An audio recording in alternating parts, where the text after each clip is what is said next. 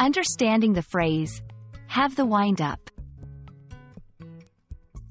Hello, everyone. Welcome to our English language learning series. Today, we're going to dive into a fascinating English phrase, have the wind up.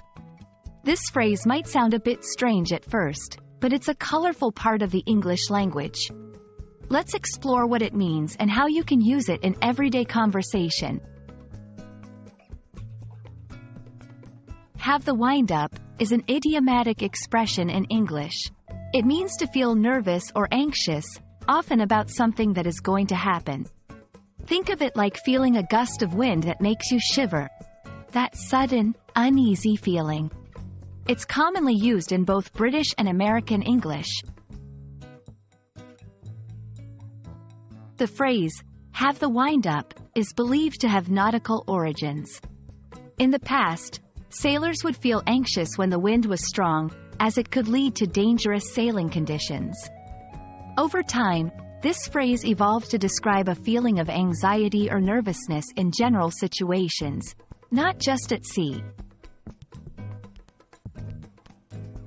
To understand how to use have the wind up, let's look at some examples. I've had the wind up about this job interview all week. She's really got the wind up about her exams tomorrow.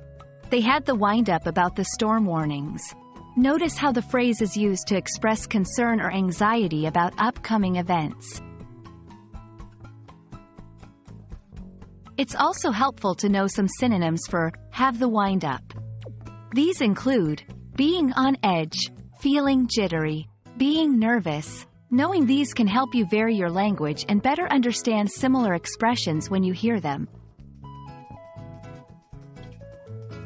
That's all for today's lesson on the phrase, have the wind up.